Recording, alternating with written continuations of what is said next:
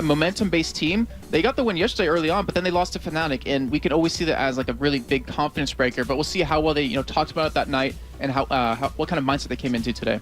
So first bands coming out here, Jarvan the fourth, aimed straight at Hercubot. Twisted Fate straight at Ocelot. On the other side, Karthus banned out against Slayer and Thresh against Dude. Final bans here, 4 against All Authority, going to be Shen. Obviously not want to let Kevin have that one, or maybe even Hercubot in the jungle at the end of it. What will the final ban here be for SK Gaming? Maybe an AD carry aimed at No. It could be. I was thinking maybe it would most likely be in the jungle. Maybe take away Nasus, though Hercubot likes him quite a bit. Volibear hasn't been played much. I mean, he was banned once yesterday and picked once yesterday because of the recent changes to him, but they do take away Renekton from Brody 122. So, all these bans coming in relatively quick because they came into this game knowing what they wanted to take away from the other team. Exactly. We see that, the fast bans when the teams are prepared for each other. That's how it goes down. So first pick here for against All Authority. Elise is still in there. I've got to say, though, I quite fancy a jungle first pick here for against All Authority for Virtual to be in his comfort zone. Yeah, I mean, because with Volibear kind of nerfed, like, Hercubot can play Hecarim. He can play Shaco, which I talked to him about. He did back in Katowice. And then Nasus, like, those are the only real junglers you have nowadays that are really heavily played, though Amumu is open.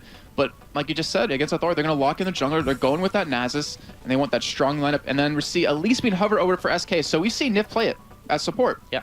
We could also see that in other lanes. It's always a very high potential as we see it locked in right away for Kevin. And of course, with Kale left open, seeing Alsop play him yesterday, why not pick him up again? Well, Kale is another one of those dynamic picks which can be, at the end of the day, in the support role, in the middle lane, in the jungle, even in the top lane. So I believe we saw Rupert playing support Kale. Yeah, exactly. Well. And that's the one thing that, that kind of pick, along with Elise as well, really leaves the Against All Authority team guessing from this one. But what are they going to go for next? Kind of expect, now that the jungle's in there, to go with AD carry and support, not really knowing what Elise and Kale are going to be doing. The thing is, Kha'Zix is left open.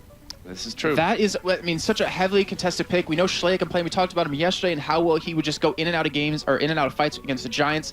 And it looks like they actually will lock this down. And of course, that Leona, I mean, Dude, like, he's just shown his mastery of every single support champion. I mean, he's done it with Thresh, he's done it with Lulu, and this Leona, which we saw, was just superb. It was sublime. Well, it is going to be the Kha'Zix locked in there. Jason's crystal ball is functioning, Yes. Heute, wow. Heute. Too much German speaking for Joe, apparently. Today, of course, is what I meant to say. So what are SK going to go with here next is because Candy Panda is on the screen, and I taught German to him, that's why. That's my excuse at this point. So SK then, with that Elise, with the Kale, as you said, could really go in any kind of direction. The support already picked up here for against All Authority. See, I think this is exactly where the AD carry is going to come in, because you can pick up Varus or you can pick up Ezreal. Like, you can take away a champion away from No. We know Candy Panda plays a lot of Varus, plays actually quite a bit of different champions, and it looks like he might give his shot at Ezreal. And of course, SK, they did show Volibear for a second there, so we might actually be going with that champion. And we talk about, his early game ganks have been nerfed a little bit because his speed is a little bit slower, but in the end, when it's rank 5, he actually moves faster than he did originally. So in the late game, he'll be very strong. And if they do keep that flash on him, you have a really strong initiate. Yeah, that was all, done to stop the early dominance that Volibear really brought in there. But I think if you're running with Ghost, which, against the likes of Lulu is not what we usually see, but with a Leona in there, you've got a Wither obviously from NASA, so we'll see what Hercubot goes with from that one. Obviously, Varus was picked up by Candy Panda, very strong pick for him. Morgana, I'm not going to fall for. I was going to say, it's actually been played in North America. Nijaki off of Curse has been playing it, and I believe it was Complexity or GGU who's very vocal about not wanting to see him on that Morgana because it was just so deadly. I mean, he played it back until Extreme Masters Kiev, and I remember, I can't remember the team they were playing, actually, no, it was against TSM, and his Black Shields were always perfect. I mean, he had Cop, who was running Kog'Maw at the time against Reginald on Gragas. Every single barrel Reginald used to try to catch Cop out of guard would be stopped with that Black Shield. So, I mean, she's a good champion. You also can see her as support sometimes, but obviously with Leona, you're not really going to see that. But we do see Corki being sat on. I was about to say there's no real chance we're going to see that. He's kind of not too strong nowadays. But the Kennen, we talked about Freddy 122 playing him in the top lane as AP. Might see that yet again. And then also the Koreans, they love that champion right now. Yeah, of course, Corki has had a change, though. He did. His big bombs now come with every third ultimate attack instead of every four that it was before. So, I like that. I used to play a lot of Corki, I could say. So, maybe he'll start to come back in. But for this one, Misfortune as the AD carry, Kennen in that top lane. Now, what are SK going to finish with here? Still not sure where that Elise will be, whether that'll be top lane. We're guessing that Kale in the middle lane, because we've got Volibear there, obviously, for the jungle. So, we have Zed open. We know Kevin can play Zed. Like, I was wondering when looking at this, like, we haven't seen many bans on Zed lately. We haven't seen many picks, and with Kale on SK, you wouldn't want to pick Zed into a Kale, but if you have Kale on your team, why not pick him into this team? Because you could blow up Kennen, you could blow up Misfortune, even potentially Kha'Zix, and then you go with this composition that's very high damage kind of team, and then you have the pseudo-tankiness because of that intervention. Well, let's see, SK running this one right down to the wire. You can see Nif on your screen there, Rumble. and it's going to be a Rumble. So that tells us then that Elise is going to be the support again with Nif. He's obviously enjoying playing that Elise support, and to be honest, he showed last week that he can play an incredible Elise support. Yeah, I mean, he was 3-0 at some point versus Gambit in that game last week, and going on to Kevin real quick with that Rumble. We've seen him, I think this is the third game running he's actually been playing Rumble. Against Gambit, he played a very nice team role where he would just push the top lane consistently and it would force Diamond to react to him to really sit in the top side, and he would die. I mean, he had the only deaths on his team, I think, or a majority of them, we'll say. But it worked out so well for him. He's shown how good he is at Rumble. And of course, that ultimate, it can never really go underestimated. If you can lock them down with Varus and lock them down with the Cocoon, and then in that Rumble ultimate, you can just shred them apart. Yeah, and we actually gave Kevin yesterday MVP for their game where he played Rumble, constant pushing, as you said, like against Gambit, constant pushing that top lane, perfect equalizers throughout everything. So for them, they are going to be, well, facing a very tough challenge, the likes of Meet Your Makers, TCM, and what have you all down there to maybe cause an upset and get themselves into the LCS, get their dream job, I think we can say. And Dragonlords could potentially play against one of their old teammates, Dexter, who is, I don't remember the team name exactly, it's like Dexter is crazy or something like that, but they could potentially play against them. Dexter is evil. Is evil, there we go. That's a crazy evil, they're synonyms, right? Yeah, I suppose you're right with that one, technically. So against Authority versus SK Gaming, a crunch matchup here in the mid-table, and we're going to see how this one all goes down. Jason, run us through level 1 here quickly. Looking at the sides we have, so we have against Authority, they have a lot of damage, and with the passive off Leon, they can apply a lot of damage to the entire enemy team. So we could see an evade out of them, but with the way they're setting up, it looks like they want to secure these double golems at the bottom lane, just to make sure Nono has that level 2 advantage over his counterpart. And for SK, I mean, you have Rumble, who Kevin, I mean, he's just done a phenomenal job on. You want to give him a safe start, just because you know how well he can use him. So I don't think SK are going to go for any sort of invade either. It's just mostly going to play it out, kind of safe in the beginning, and see if they can win it as the game goes on. Because remember, this is a very crucial match, just like we've been saying. SK could clinch that third position, and against Authority could get one step closer to EG. So why, blow it early by a mistake? Well, one thing that we are going to see here at level 1 is a lane switch coming in with Varus and Elise. Of course, Candy Panda and Nif headed up towards this top lane. Kennen is helping out with Kha'Zix there. They're going to start off with a bit of Wolves for a bit of experience early on. Hercubot starting on the Golems on this top side. So talk us through 1v2, because that's what we're looking at right now. Freddy versus Candy Panda and Nif. And then on the other side, Kevin versus Nono and Dude. Okay, I'm going to start with Kevin on this, because we've highlighted him specifically for this situation. We talked about how, in previous weeks, that he shouldn't win, or he wins lanes he shouldn't win. And yesterday, in particular, you saw him 1v2 against Dragonborns in the bottom lane, and he came out ahead in that lane. He was ahead or he wasn't ahead of them in CS, but he was ahead of his counterpart in CS. He got kills. He did a phenomenal job on that Rumble, even holding his turret for quite a while. So seeing him in a 1v2 situation yet again leads me to believe against Authority's going to have a tough time against that. But on the other side, keeping Freddy out of the mix here, not letting him get farmed, not letting him go against Kevin, you're going to keep his late game power diminished for a good period of time, where that ultimate just to lock you up and just blow you up is not going to be too powerful until we get about 25-30 minutes in. You see Ocelot harassing Slayer in that middle lane as much as he possibly can. Early CS there is in favor of Ocelot, but it's very, very early stages, of course, not even 3 minutes into the game up until now. There's Virtual going to be starting off with the blue buff. Freddy's actually coming down to help him here, which now it's not really a loss of time or gold or experience, because, well, that lane's been frozen out in the top lane anyway. Right, but we are hitting that 3:30 mark relatively soon, and that means junglers should be appearing in those solo lanes if they want to make sure that they that their solo laners don't get dove under the turret. So I wouldn't be surprised to see Hercubot come down to the bottom lane and see Virtual head up towards the top, just to make sure Freddy can't get killed, because I mean, he's level 2, he's relatively squishy, and if he gets hit with a cocoon and there's just the burst damage out of Varus, he could be blown up. Well, both of those, Rumble and Kennen do have that built-in speed boost that they have, which could help them get away from a 3-man gank. There are wards down on both sides of the map here, but not really covering those all-important ramps up into the tri-bush at the back to prevent those 3-man ganks coming in, which, a couple of months ago, they were pretty much standard at 3 minutes. They were in there. 3-man gank, both lanes, no problem. They've started to slow down a bit, which for me is an opportunity more than anything to see those happen. Yeah, it kind of shows how quick the meta evolves. In Season 2, it was pretty much just as quick, but that's how fast teams have to adapt to it. But, with the way it's gone now, junglers are just going to stop by. They're not going to go for the gank, but they're just going to make sure they can keep up in levels. Just, hit 6 a little bit earlier, apply more pressure on the map. As we see, Schley getting relatively low in the mid lane. Even Hercubot try to come on for a gank, but not really too successful. Of course, Ocelot got that heal in there as well, going to be helping him out. Slayer will get a fair bit back as well as things go on. So, Virtual going to have to babysit this top lane right now. And getting that Spirit Fire down. Currently 7 CS to 13 if you compare Kennen and Rumble. So Kevin, he's taken a bit of a battering in that bottom lane, but he's actually burned through less pots at this point than Kennen has. And we'll see how well it pays off, because, you're gonna take a little bit of damage early on, but you have those health pots for that reason, so you need to get that farm. He's, Freddy122 almost down half the CS at this point, but it's a Kennen, he's ranged, he should be able to keep up quite well, and with Virtual sitting there just to make sure he gets that experience, doesn't get forced out of lane, he should be able to pick that up very soon. Well, right now, not a lot for Freddy to do, because SK are freezing that lane out perfectly here, and making sure that he doesn't push too hard up on towards that turret. Then he loses out on all the experience coming in. Nasus actually hovering around the middle. Volibear, though, gonna be a tough bear to lock down.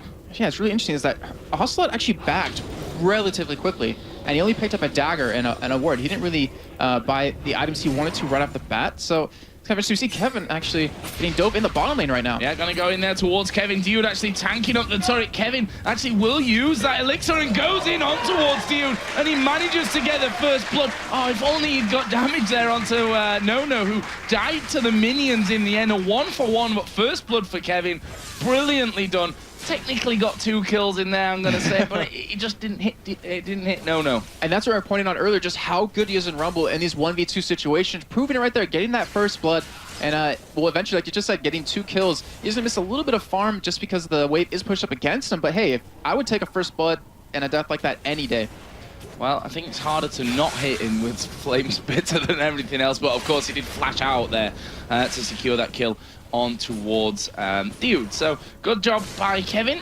He's now 16 to 8. Oh, got a kill in there. Got himself a Doran's shield. So going to come in nice and beefy again back towards that lane. Has got that elixir running, and he'll start to feel more confident off that. And that's something he kind of did yesterday as well. He went for a Ruby Crystal as his first item just to get that extra health so he can sustain the burst that comes down. But he feels relatively tanky in the beginning. Then he goes for that Haunting Guy, Sword Boots, and into a Rylai's if he wants to stick with his normal standard build. So in that middle lane, we see that Schlayer is finally starting to put some more pressure back over on towards Ocelot, who is still leading in the CS count right now. But Schlayer, is he going to go wandering? No, it's just a ward down to keep him safe there on that corner brush, as we do see No and Dude come back in towards lane. Now Kevin's got to go back and be content once again to sit under his turret, as Virtual will also come back up to help Freddy, who's only got 9 CS right now. And still we see Hercubot heading up towards his top side too. He has Splash available, but he could go for the gank. They're going to go in towards Freddy. Nice with a put down though by Virtual. Freddy took a good chunk of damage, but with that lightning rush, as I said earlier on, built in there, that extra speed boost keeps you safer. And not to mention the armor and magic resist it gives you on top of that, so you can survive a little bit more burst. But with Hercubot sticking around on that top lane, they might try to go for some really heavy damage with this turret, or maybe even potentially take it, as Kevin's gonna be having a tough time in the bottom lane with Against Authority pushed up to his turret as well. Yeah, but Deja Vu must be setting in for them right now. Should we go for it? Are we gonna die if we do that? Gotta be careful, that's for sure, as Candy Panna tanked up that top turret, but not gonna be much left of these wave of minions by the time it actually gets through to them, and they should be putting damage down again. Freddy will return to lane. Got himself that elixir still, plus the Doran's blade in there.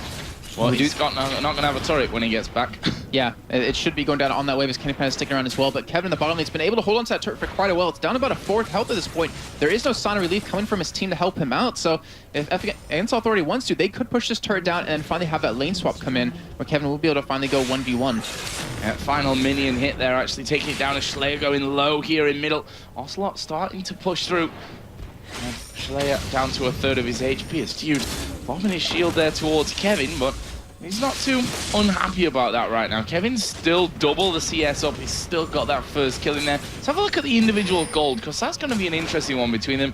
1.3 thousand to 2.2. Now, if you look at Kennen there, okay, he's just got a boost from that one, but he's behind his support in gold. Yeah, it's not a good sign. The thing is, they have to give him a solo lane to kind of catch up. Like, you can never afford to be behind your support in terms of in total gold, unless they have like 6 kills or you're paired with Edward. But you know, he has to get in the game because he is a crucial part to their entire team fight. Like, you have Leona ultimate to come down to lock him down, and it gives Kennen that free time to get into the middle of the team, to flash in, use his ultimate. Like, he's a crucial part to their whole strategy and working. And if he doesn't catch up and see if he gets his ages built in, then that damage is really going to be hard to go up against.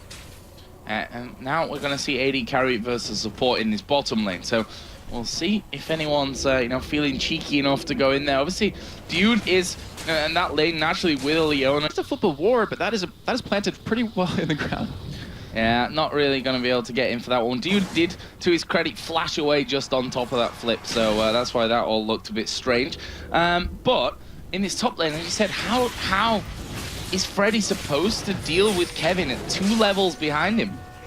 It's not easy in any way, but luckily for him, Kevin doesn't have any damage items built just yet. I mean, he's going towards the Haunting Guys, but doesn't have it picked up just yet, because that would be a pretty easy 1v1. But, you know, you see SK, this is what they did yesterday, and they're doing it again today. I mean, it's working, so why not use it again?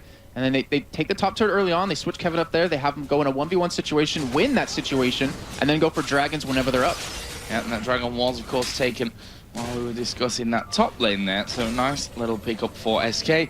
And now we see that Candy Panda has finally gone ahead of No in the CS totals here as well. Ocelot in the lead just by 1 though, and there is Freddy. He comes up to get some CS, and Kevin says, no, you don't. Flame Spitter in his face, he has to rush off. Just get out of here, and he's going to keep doing that entire game as, oh, just the Cocoon barely missing right there, as Nona's going to be aggressive. Not sure he can really deal with the damage. Well, especially not now as we've got Hercubot coming down. There is the Solar Flare, but Duty's in the middle of the pack. He will fall from this one. Nif gonna rappel up there. He was taking a lot of damage. No is very low. There is a barrier coming out of Candy Panda as he charges up that Q, trying to bait them in for it. And now Ocelot's coming around the back, gonna give himself the speed boost. Can he get in here on towards No, he will. Go straight underneath the turret, and they leave Virtual. Well, they've taken down the AD carrying support. Ocelot actually did use intervention there. He was a little bit scared of the, being withered in turret range as it was hitting him. And they could go for a storm and push it, but it looks like they are going to back out instead. They need to defend that middle turret and keep it alive. As Shlea, if he starts to roam right now, like when he hits 11 and gets his reset on his jump, he could really interact and really create some advantages for his team. But then again, Kevin's still in the top lane, still being aggressive, still 28 CS ahead of Freddy122 at this point. And to let you guys know, Freddy122 is going to AP at this point. But he has a Doran's Blade for just easier last hitting in lane. This is something Wings of Death in North America kind of made popular. I believe there's even some before him, but just, make it a little easier for you to last hit, and then you kind of just turn out as much AP items as you can later on. Yeah, making that laning phase as easy as... well, it needs every break that he can catch right now. Doesn't even mention early on that he was currently on less gold than his support. That, of course, now has changed since that turret went down. He's had a lot more farm, up to 47. Still not quite matching that of Kevin's Rumble, who now has that Haunting Guys. Yeah, he's 60 gold ahead at this point right now, Joe, which is better than being down. Yes, it does. He's ahead of the support. Yes, he is. By about a ward. And then you see Freddy122. I mean, with the aggression that's been happening to his lane consistently now, he was forced into a Negatron Cloak. I mean, it's not the ideal item. Yeah, you can build an Abyssal on it, and which will work out quite well when you're against a double AP team, but that's not the item build you want to go right now, because that pretty much concedes any mid-game power he's going to have over to SK. All right, Slayer putting down a bit of pressure on towards Ocelot as well, who just turns around and returns it all. Volley Bear coming in from that top side.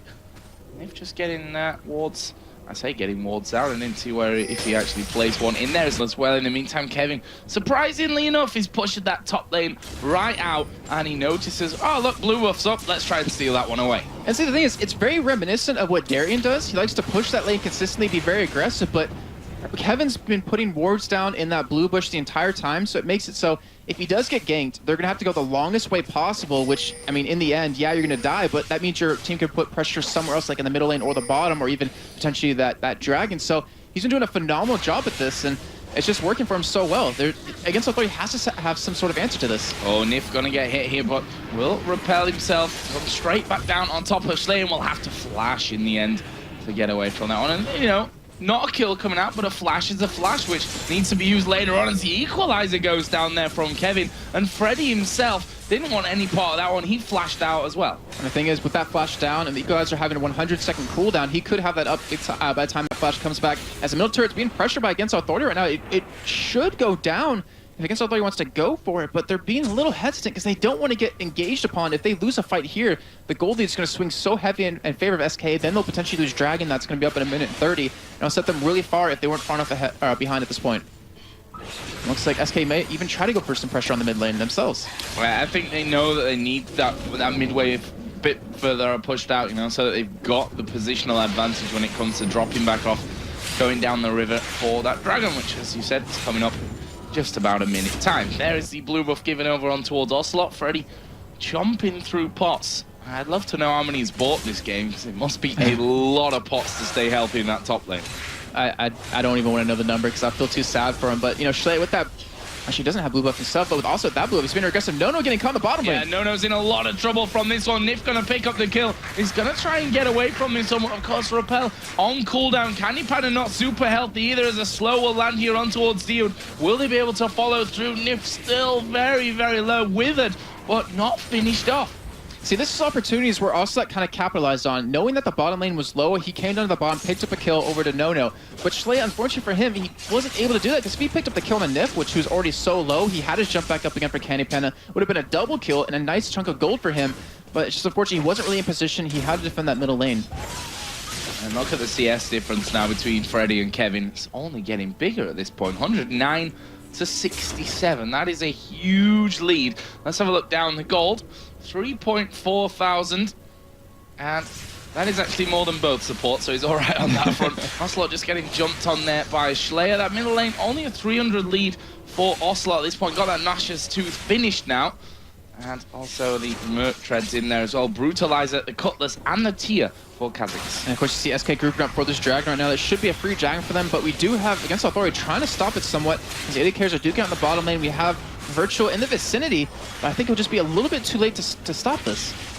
Yeah, I think so too. Dragon is down to less than half HP right now. SK are with 3 men there, and you can see that they're very cautious about this one, especially with this fortune down that bottom side. Dragon will reset itself here over and over, and they decide to back away, but it's not reset fully. And that's the key point about this one, as SK take it very, very low. The smite comes out from Hercubot. They get the kill. Are they going to go in for the fight? Virtual already going low. They flip Diode around. Is he going to go down before he can get everything off? Yes, he is. Ocelot gets that kill. Virtual now trapped right in the middle of the team. Hercubot noms down on him for that one, and now Slayer trying his best to run away. Good void spikes will slow SK down, and that will be a 2-0 with a Dragon, and it wouldn't surprise me to see that turret go as well. Yeah, fantastic job at SK. I mean, that was a perfect smite out of Hercubot, and then realized Against Authority was out of position. They took advantage of that, picked up those 2 kills, and I think it was like the Dragon, 2 kills, turret. That just gives you so much gold. They have a 6,000 lead almost at this point, and we're only 19 minutes in. Yeah, looking very solid from SK. We said that in the pre-game. That now, although Against Authority definitely an informed team right now, SK have looked good even in the games that they've lost recently, and they're showing that here today. They've got that plan and they're sticking to it. Currently 6-1 up in kills, that 5.7 thousand gold lead, 2-1 in turrets. Kevin just dominating that top lane. There's no real other word to use, I think, for that performance right now coming out of Kevin. He's got the blasting one and a Giant's belt now after that last trip home. And if it wasn't already annoying enough for Freddy in the top lane, it just got even worse. Yes, it did. And that's the same build he's been going for the past couple of games. I mean, that Riley's Crystal Scepter, it keeps you in that ultimate even longer and just devastates you as anyone. And then we do see Hercubot, he picked up Boots of Swiftness, so it gives you effectiveness on slow. It reduces, well, the duration on the slows, if I'm not mistaken. And with the Wither out of Virtual, with the slow out of Schlea from his passive and the Void Spikes, it's going to help quite a bit. Obviously, it doesn't get you out of the stuns, but you're not too worried about that when you're the major initiate for the team. You have that flash to get in there, and you can create opportunities for your team to have a very nice fight. Exactly. wants to be getting in there as fast as he can. Kevin again returns to that top lane to push through. Ocelot and Freddy, they've spent a lot of time here alone in this middle lane. 166 to 177 CS, so nicely done up until now by Slayer, but Ocelot with 2-0-1 has that advantage. And the thing is, even with the 11 CS advantage that Schleya has, Ocelot's been able to turn his CS into actual kills. Like, he's been able to use it to affect the rest of the game. You do see Virtual catching Kevin here, but as I say that, will he be able to get away? Well, Slayer's here as well. The Equalizer is going to go down, but it's not eating through enough damage right now as Hercubot is going to wait. There's the flash over. Oh. Will they follow? Void Spike's gone through. Slayer is going to pick up the kill. Of course, that gives him the reset as he jumps over towards Hercubot, but won't go for any more than that. Nice reaction to something that Kevin's been doing that entire time. You already pointed it out. He pushes the wave, then puts that ward down in the curved bush there to see if anyone's coming through, to see if the blue spawn is going to be spawning. So we are going to see Nif and Hercubot going in there. That was a mistake, in my opinion, to be that far into the jungle when they knew that Against All Authority were there. And that's the power of Kennan's ultimate. Like, you saw Nif, he could not move. We see the engage actually out of SK. Yeah, they turn it around. Freddy getting shredded down here very early on as Ocelot is going to be putting down a lot of damage. Where's the finisher? Freddy actually gets away. The Void Spike's not going to affect Hercubot too much. Diody's already down as well. And SK looking now to finish off this fight. Ocelot going to slice down Nasus. Slayer does back away. Freddy somehow escaped there right at the end as well. But Slayer came back in and he may pay the price. He will. Not sure why he did that. Not sure either, as we do have, in the end, a 3-for-2 trade for SK, getting those extra kills in at the end, even though Kevin did die for overextending a little bit. But, Joe, look at the Baron side of the river right now. Look how many wards we have down for SK currently. I'm trying to count them up, but it's at least 6 at this point, and that's just so much money to invest into vision early on. But you just saw it there, like, the advantage it gave them in those fights. They could always see where everyone on Against Authority was, and they're able to pick up the kills. Yeah, and 3-for-2, like you said, for SK, could have been even better if they'd have gone as the entire team right away when Nif and Hercubot first went in there and Nif ended up dying. There's Ocelot with double buffs on, not something that you want to really relinquish, so he's not going to stand toe-to-toe and fight with Freddy, who does now have that blasting one plus the sorcerer's shoes added in there. Kevin's actually just pushed out that bottom lane as well. He's been kind of off-screen with this one the whole time, pushing either the top or that bottom lane, but certainly doing a good job of that, and he's now finally completed that Riley's Crystal Scepter. He's rumbled, he's healthy by split pushing the entire time because no one can 1v1 him right now, but with that Crystal Scepter done, it leads me to believe that they're like, hey, we can probably start team fighting right now. We have a lot of major items completed. We have an advantage right now. They have an 8,000 gold lead almost.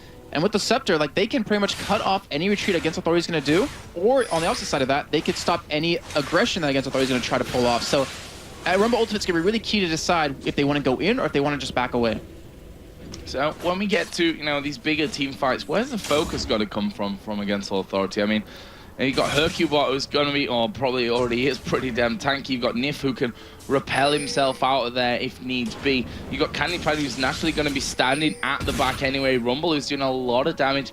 Then you throw the intervention on top of, each one of those, depending on who they focus. Well, the thing is, they don't want to fight right now, but when we get into that point, like you're asking, like, there is no one really, there's no target, key target they want to go for. I mean, ideally, they want Candy Panda, but with an intervention to save him, with him in the backline of the team, with the ultimate out of Rumble coming down, you're going to have a hard time getting to him. So, to me, the only person they're really going to be able to kill is potentially that Hercubot who gets in your face since you have the entire enemy team to attack him. He's obviously going to be really far ahead of his team when he tries to get that initiate, so SK, if they're a little bit slow to react to that and a little bit slow to back him up, they could lose Hercubot in a snap of the fingers. And it just comes down to how well SK can communicate that and go in for the fights. Well, we just saw there Freddy starting to push out on this bottom lane, thinking that Kevin's gone back. He was just camping inside of the brush and came straight back out to make his life hell. Dragon gonna spawn here. Hercubot already right on top of it. SK got their timings down to perfection for this one. Things are gonna get started off, and to be honest with the damage, I'm not sure that Against All Authority will get close before it dies. They could go for an engage no, here. they won't. They have the ultimate out of Rumble up if they want to go for it. Against Authority are sitting in the mid lane. We see this happen many times when the other team engages from the side on you with that ultimate out of Rumble. It really catches off guard, and we might see the engage happen right here, Joe. Well, Hercubot is charging up there towards Slayer and Virtual, but there's more of a presence thing there. We talked about it in the past that flying bears are really scary. They are a bad thing. It's like generally you got to be scared of the bear coming at you. Like Cloudy with a chance of meatballs, but it's like Cloudy with a chance of flying bears at your face. A little bit scary. Yeah, very scary indeed. So more wards coming down from SK Gaming on the top side of the jungle. No, he's pushing out that top lane, but he needs to be careful that he doesn't lose an inner mid turret for the pleasure, as they are going to get in there. Freddy locked up on top of the equalizer. His ultimate meaning absolutely nothing there, and that will be an instant kill onto Freddy and an inner turret. As I was talking about, no misfortune there. Not the fight that Against All Authority would have been like to have been pulled in for. Freddy actually did go straight in. I think he actually got flipped in the end by Hercubot as he came, as the Varus ulti ended and he wanted to get away from the equalizer. Hercubot flung him straight back into the team, which, generally you wouldn't do against a Kennen because having him in the middle of the team is his perfect position. But when he's not got all that much damage and he's very squishy, it's actually the perfect place for him. That's the thing. It's a problem that's developed as the game's gone on. From the early pressure that they applied in the top lane, as you see, Nona being aggressive.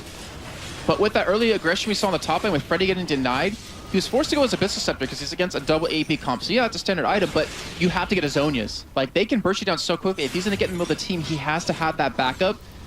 And he didn't have it there. So you saw the price that was paid for it. He just got blown up quickly. SK wasn't even worried about him because he doesn't have the damage at this point, and they won the fight and a tower off of that. So let's have a look at some of the items coming out here. And specifically, we're going to focus on this middle lane. Kha'Zix with that Cutlass in there, with the Brutalizer, with the Tear. Seems like I said that he had those 3 items about 10, maybe 15 minutes ago. On the other side, though, Ocelot, Nash's Tooth, Needlessly Large Rod, Sheen, Blasting Wand in there as well. Okay, so for Schley, he's sitting on 1,500 gold right now, so he can pick up an item relatively soon. The thing is, like, most Kha'Zix will want to build a Bloodthirster as their first item. Oh, we do see Candy Panda catching Slay in the bot lane. Yeah, it steals all that movement speed away from him with the Blade of the Ruin King and snipes him down at the end. Brilliant play out of Candy Panda. And that's one of the strengths of the Blade of the Ruin King. You think you're running away when actually you're not. You're running to your death in the end. And, we talked about, or I was trying to talk about the Bloodthirster as an item he needs to pick up. He actually has a BF sword right now. But the thing is, like, Kha'Zix works really well because you can poke really well, and the thing is, you have a tier for the mana for the stain of that, but you get a Bloodthirster on top of that because all the attack damage you build from that item just decimates the enemy team.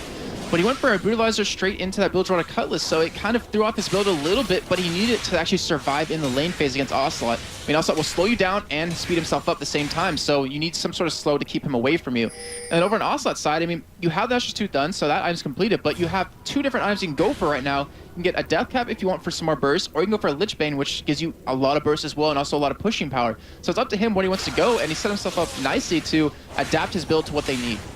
Well, they already stole the enemy blue buff away, which feels like the 3rd or 4th in a row maybe now that SK have stolen away from Against All Authority. Also actually getting his own there, so showing the importance of having that blue buff on the Kayle. Really wants to keep that on him. And SK pushing down this middle lane. Of course, they are down to the inhibitor turret there. Kevin has pushed this top lane out now as well. Again, Kennen can't really 1 versus 1 against him. Riley's Crystal Scepter, that Haunting Guy, Soak Shoe, so good penetration, plus a Needlessly Large Rod added into that as well. Like, he's got everything right now. He's got good penetration, he's got good amount of AP, he's got, he's tanky, he's got that slow built in from his Harpoon, but also from the Crystal Scepter as well. Like, he's at a really dangerous stage. He's, definitely critical mass at this point. And Kennen, like, he can't 1v1 him, you're completely right in that, but who do you send to 1v1 him? Like, you can send, no, but he has extra, it's a sustain, doesn't have a lot of attack speed, so he won't be able to eat through Kevin's damage. He cannot run away that easily from the ultimate with the rather slow. And if you send Shlea, I mean, he might be able to 1v1 him, but in the end, if you take him away from the mid lane, that's a free push for SK and a free turret. And as you're seeing right now, they're going for Baron. They're not spotted because of the great control that SK has with the wards and that Oracle on Nif, and that should be a free Baron for them. That will be a free Baron for them Against All Authority.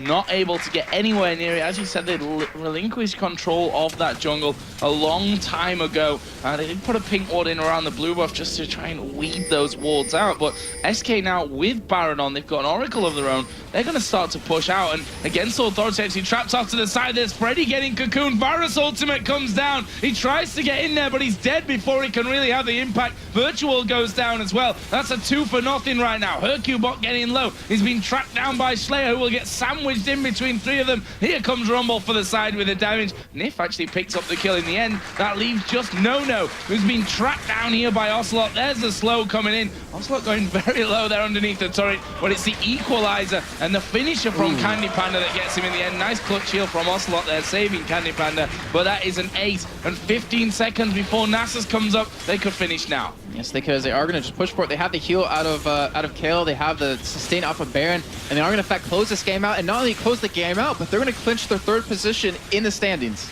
Yeah, really strong performance here from SK. Gonna finish 16-3 in kills, maybe, unless they go for more here at the end. No, they're gonna finish this one off. SK Gaming taking down against Authority. They are now third position, guaranteed here in the European LCS.